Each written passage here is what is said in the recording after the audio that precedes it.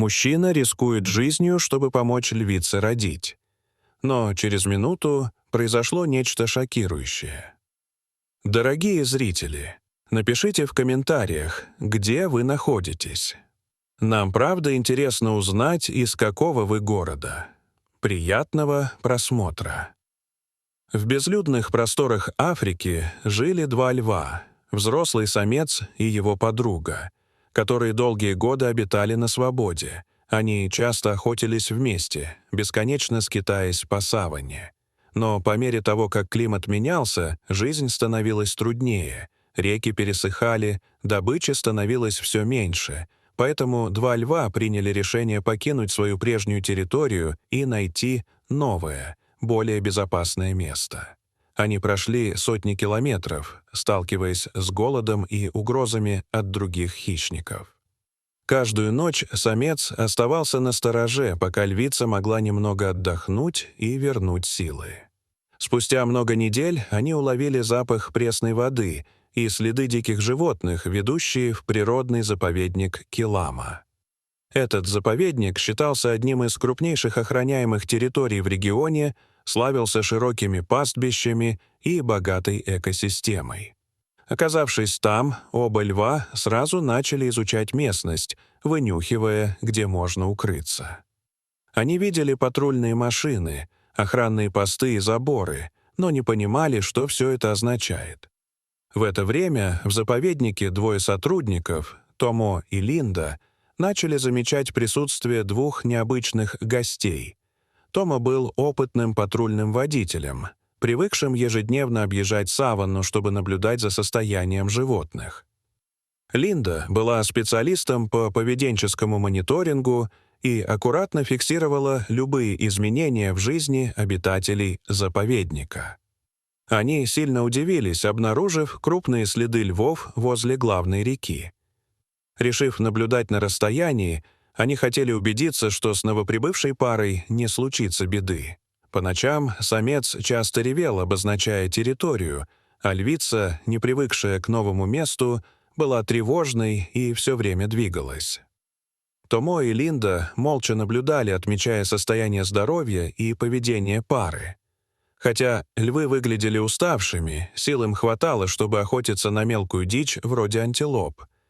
Линда заметила, что львица временами движется медленно, и предположила, что она беременна.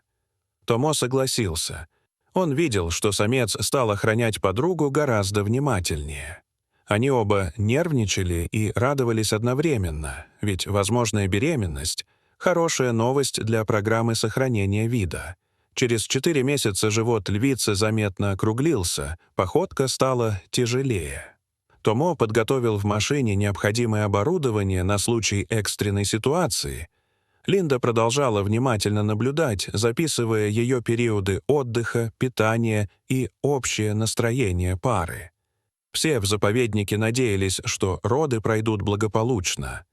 Но возникла проблема. У львицы начались тяжелые затянувшиеся роды, мучившие ее 2 суток. Оба льва метались.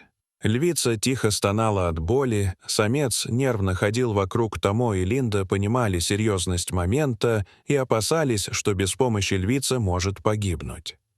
Однако ввести ей анестезию было нельзя. Роды начались, и любое вмешательство могло навредить. Усыплять самца тоже нельзя. Львица могла испугаться, растеряться или напасть.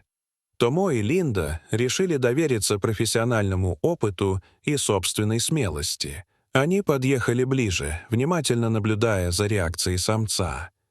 Увидев машину, лев взревел. Его грива поднялась, он был настороже. Львица лежала, почти не двигаясь, тихо поскуливая в приступах боли. Линда прошептала, что нельзя медлить, иначе львица может погибнуть.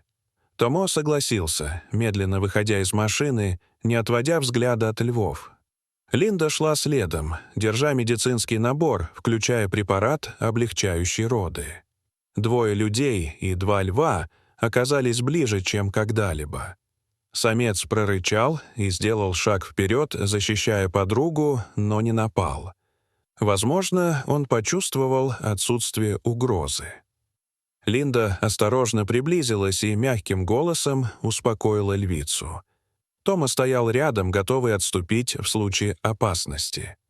Постепенно львица расслабилась, ее взгляд стал мягче, и она позволила Линде коснуться живота. Линда вела лекарство, помогая ей набраться сил. Самец тихо ворчал, но не атаковал. Сотрудники медленно отступили, давая препарату подействовать. Почти 2 часа львица переживала сильные схватки, и, наконец, появился крошечный львенок.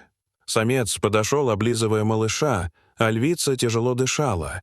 Ее глаза светились счастьем. Томо облегченно выдохнул, увидев движение новорожденного. Линда быстро осмотрела львенка. Серьезных проблем не было. Она ввела львице еще дозу тоника, чтобы ускорить восстановление. Самец оглянулся на людей, будто молча благодарил. Томо и Линда отошли, позволяя семье побыть вместе. Львенок дрожал, но выглядел здоровым. Львица нежно облизала малыша. Сотрудники наблюдали из машины, переполненные радостью. Они назвали самца Атаро, львицу Нара, а львенка Ломо. Атаро означало силу, Нара — свет, Ломо — новое рождение.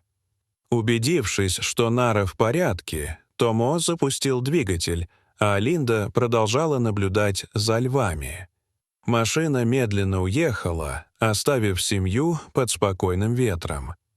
На следующий день Атару и Нара стояли на склоне, наблюдая за патрульной машиной. Ломо, еще крошечный, бегал рядом с матерью и иногда с любопытством смотрел на людей. Самец больше не ревел при их приближении. Между ними установилось доверие. Линда верила, что семья будет процветать под защитой заповедника. История Атаро, Нары и Ломо стала примером того, как люди и дикая природа могут соединиться. Заповедник гордился этим чудом. И каждый раз, видя патруль, Атаро, Нара и Ломо оборачивались, словно говоря свое тихое «спасибо, дорогие зрители». Что вы думаете об этой истории? Расскажите, пожалуйста, в комментариях. А если вам понравилось это видео, то ставьте лайк и подписывайтесь на наш канал. До свидания.